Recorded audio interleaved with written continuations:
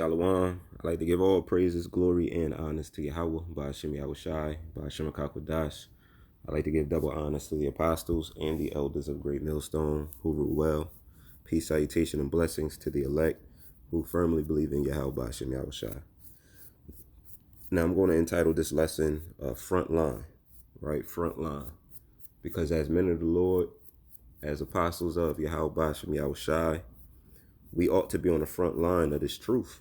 We ought to be on the front line while pushing his word for the Lord, right? And I have a quick Google definition of the word front line. It says the military line or part of an army that is closest to the enemy. That is closest to the enemy. And that's important. That's an important part of the definition, you know what I'm saying? Because we have the hopeful elect. We are close to the enemy. Right, we are close to the enemy, and we're considered a spiritual army, pursuing Ezekiel, the 37th chapter, I believe. Yes, Ezekiel, the 37th chapter. And let me see where I want to actually start at. Let's start at the top. This is Ezekiel chapter 37, verse 1. It says, the hand of Yahweh was upon me and carried me out in the spirit of Yahweh and set me down in the midst of the valleys, which was full of bones. And those bones were Israelites, right? Israelites pretty much dead. When I say dead, meaning they didn't have the word in them, right? They didn't have the truth. It says, verse 2, and caused me to pass by them round about, and behold, there were very many in the open valley, and lo, they were very dry. That valley is in representation of America, because this is a low land, and a low land when it comes to morality. Right, verse 3, and he said unto me, Son of man, can these bones live? And I answered, O Lord, power, thou knowest. Again he said unto me, prophesy upon these bones, and say unto them, O ye dry bones, hear the word of Yahweh. And what causes, bones to be undry? Oil, right? Oil. And the oil is in representation of the word. Oil provides lubrication, which makes an engine to run, or a machine to run easily, right? Thus saith the Lord, power unto these bones. Behold, I will cause breath to enter into you, and ye shall live. How do we know what the breath is? Let me real quick. Let me get the book of Genesis, chapter 2, verse 7. It says, and the Lord power formed man of the dust of the ground, and breathed into his nostrils the breath of life, and man became a living soul. And that's in representation of the word, right? Of this truth, of this understanding. And furthermore prove that, I believe it's Proverbs 11:21. Nope, that's not it.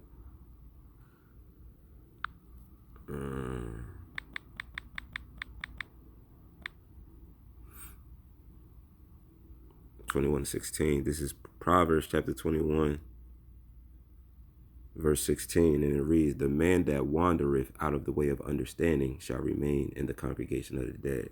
So that's how we know it's talking about truth, understanding, wisdom, right? So the Lord had to prophesy unto these bones so they can live, so they can receive the truth. And that's the elect. Verse 6, it says, and I will lay sinews upon you, and will bring up flesh upon you, and cover you with skin, and put breath in you, and ye shall live, and ye shall know that I am Yahweh. So I prophesied as I was commanded, and as I prophesied, there was a noise. And behold, a shaking, and the bones came together, bone to his bone. And when I beheld, lo, the sinews and the flesh came up upon them, and the skin covered them above, but there was no breath in them. Right? Then said he unto me, prophesy unto the wind, prophesy, son of man, and say to the wind, thus saith the Lord power, come from the four winds, O breath, and breathe upon these slain, that they may live. So I prophesied as he commanded me, and the breath came into them, meaning the truth, the word, this understanding, and they lived and stood up upon their feet, an exceeding great army. When we became this army, we stood on the front line. Like the front line means one who's closest to the enemy. That's why these devils, got an issue with us, because we know their intentions, we know their agenda, and we exploit it through the spirit and power of Yahweh Bashim Yahushai, and they hate that. These devils hate that. Because their power lied in their secrecy, in their privacy, and through the spirit of the Lord, we're the one exposing it. We're the ones highlighting it. We're the ones bringing it to the forefront, right? And the Lord told us to go to the front line. This is the book of Matthew, chapter 22, verse 9. Go ye therefore into the highways, and as many as ye shall find, bid to the marriage. The highways, the hedges, that's a representation of the front line. It says, so those servants went out into the highways and gathered together all as many as they found, both bad and good, and the wedding was furnished with guests. And when the king came in to see the guests, he saw there a man which had not on a wedding garment. And he saith unto him, Friend, how comest thou in hither, not having a wedding garment? And he was speechless. Then said the king to the servants, Bind him hand and foot, and take him away, and cast him into outer darkness. There shall be weeping and gnashing of teeth. For many are called, but few are chosen. And that's true, because not everybody can stand the test of time, of being out there on the front line. When you get being scoffed and scorned, when you're being scoffed and scorned, towards your people, when your people are scoffing and scorning towards you, and that's part of the prophecies. That's why it's important to have that breath, so you understand these things when it's happening to you, or really happening for you. The 2 Peter chapter 3, I'm going to start at verse 1. It says, This second epistle, beloved, I now write unto you, in both which I stir up your pure minds by way of remembrance, that ye may be mindful of the words which were spoken before by the holy prophets, and of the commandments of us, the apostles of the Lord and Savior, knowing this first, that there shall come in the last days scoffers, walking after their own lust, and saying, where is the promise of his coming? For since the fathers fell asleep, all things continue as they were from the beginning of the creation. But the point is that the last day is going to come scoffers. Those individuals who, don't believe in the words that we say, who threaten and do call the police on us, or attempt, to fight brothers in the past. And some brothers have gotten into actual fisticuffs, because of this word. That's all a part of the journey and being on the front line when you're closest to the enemy. And not only that, we're not only battling Edom, the so-called white man, but we're also battling our own people. We're also battling our own people. And that's just something that we got to deal with as prophets, as men of the Lord, to prove ourselves. To prove ourselves. Let me get, what's that, Ezekiel? 3rd chapter, let me see. Go with the 2nd chapter. Ezekiel chapter 2, verse 5, and let me start at verse 2. And he said unto me, Son of man, I send thee to the children of Israel, to a rebellious nation that have rebelled against me. They and their fathers have transgressed against me, even unto this very day. For they are impudent children and stiff-hearted. I do send thee unto them, and thou shalt say unto them, Thus saith the Lord power. So the Lord is sending us to the front line. He's sending us straight to him, right? And it says, and they, whether they will hear or whether they will forbear, for they are a rebellious house, yet shall know that there have been a prophet among them. It says, and thou son of man, be not afraid of them, neither be afraid of their words. Though briars and thorns be with thee, and thou dost dwell among scorpions, be not afraid of their words, nor be dismayed at their looks, though they be a rebellious house. And thou shalt speak my words unto them, whether they will hear or whether they will forbear, for they are most rebellious. So the Lord knew that they was going to listen to us. But guess what? We had to deal with it anyway. Through the spirit and power of Yahweh Bashim Yahushai, we had to deal with it anyway, right? It says, But thou son of man,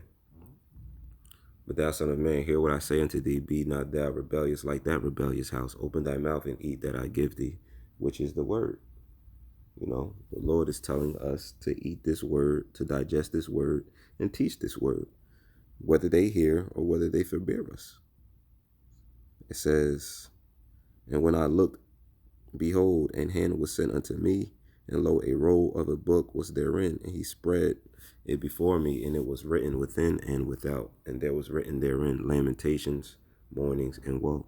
And that's what these scriptures primarily consist of: mournings, lamentations, and woes. You know, what also makes us on the front line, close to the enemy, the fact that, you know, we're objecting his infamy, as the scriptures say, right? We're objecting this devil's infamy, and that's why this devil wants to come at us. Wisdom of Solomon, chapter 2, verse 10, it says, let us oppress the poor righteous man. Let us not spare the widow, nor reverence the ancient gray hairs of the aged. This is the mindset of Edom, the so-called white man. Let our strength be the law of justice, for that which is feeble is found to be nothing worth. Therefore, let us lie in wait for the righteous, because he is not for our turn. That's right, we are not for his turn. He considered us as an opposition. He considered us as the enemy. You know, that's why he wants to come at us, because we're exposing him. We're the righteous, in which he's lying in wait for, waiting to trap us up. And he is clean contrary to our doings. That's right, we're against homosexuality. You know, we're against this whole pandemic. We're against his RFID microchip, which is the mark of the beast. We're against his beast system, right? He upbraideth us with our offending the law, and objective to our infamy, the transgressions of our education. That's right, we got our eyes dead set on his agenda, and we expose it. That's what it means to object, you know, his infamy. You know, so this is what makes us close to the enemy, for the simple fact that we do research on him. He's doing research on us, we're doing research on him. You know, but this is a spiritual battle that he cannot win. You know, and it's going to turn into a physical battle in which he cannot win. He professeth to have the knowledge of Yahweh, and he calleth himself the child of the Lord. He was made to reprove our thoughts. He is grievous unto us, even to behold. For his life is not like other men's. His ways are of another fashion. That's right. We'll go out there on the highways and byways in the brick cold or the blazing heat. Our ways are of another fashion. You know, we have a dietary law that we stick to. We have morals, code, and conduct that we stick to through the spirit and power of Yahweh Bashim Yahushua. Our ways are of another fashion. We are not of this world. It says, we are esteemed of him as counterfeits. He abstaineth from our ways as from filthiness. He pronounceth the end of the just to be blessed, and maketh his boast that Yahweh is his father. And that's what we do week in and week out with Yasha Allah, princes of the power. You know? So the fact that we, you know, speak this content, it makes the enemy, this devil, these Edomites, furious. You know, it causes more hatred, you know, upon the prophets. However, we just messengers. Take it up with the Most High. It says, let us see if his words be true, and let us prove what shall happen in the end of him. For if the just man be the son of God, he will help him and deliver him from the hand of his enemies. You see? So he wants to test and really see if the Lord is going to be with us. You know? The Lord's going to have a lot of these devils tricked, because he's going to allow these devils to, you know, take out some of the prophets, whether it be by way of guillotine or any other fashion, and they're going to think that the Lord wasn't with them. And then there's going to be other men of the Lord who the Heavenly Father is going to show his power in, to where the Lord's going to bless them with spiritual power and take out the enemy. Right? So that time is coming to where everything is going to be exposed. It says, for if the just man be the son of God, he will help him and deliver him from the hand of his enemies. And this is what proves that we have enemies. We have enemies. The problem with Christianity, you think you don't have any enemies. But I was attacked from the devil, from this Edomite, to soften your heart. Let us examine him with, because this is the mindset of the so-called white man. Let us examine him with despitefulness and torture, that we may know his meekness and prove his patience. So he wants to torture brothers. That's his plans. That's his agenda. Let us condemn him with a shameful death, for by his own saying he shall be respected. Such things they did imagine and were deceived. This is how, and this is what gives us confidence. This is how we know it's going to fail for you in the end, even though you try these things. For their own wickedness hath blinded them. As for the mysteries of Yahweh, they knew them not. Neither hoped they for the wages of righteousness. You know, What's the wages of righteousness? The kingdom. That's going to be our ultimate wage. And the ultimate wage for these devils is slavery. See how the devil Satan almost got me? The wage for this so-called white man, this Edomite, is slavery. It says, nor discern a reward for blameless souls. But Yahweh created man to be immortal and made him to be an image of his own eternity. Nevertheless, through envy of the devil came death into the world, and they that do hold of his side do find it. So our enemies, who wants to take the side of the devil, you're going to reap the same judgment. It's only that 2/3 of our own people are going to come back into the kingdom through the loins of the elect. However, these other nations, starting with these Edomites, they're going into slavery for 1,000 years. And for the so-called white man, he's going to be burnt off the face of the earth. The rest of you nations can go into your particular lands, right? And we still going to have control over it. You still going to have to pay tribute to brothers, to the elect, So I just wanted to tap on that real quick. Frontline, the term came into my spirit this morning. So, I decided to do a lesson on it. Lord willing, was edifying to the elect. So with that, I like to give all praises, glory, and honors to Yahweh Bashem Yahweh Shai, Bashem Akakwadash. I like to give double honors to the apostles and the elders of Great Millstone who rule well. Peace and blessings to the elect. Shalom.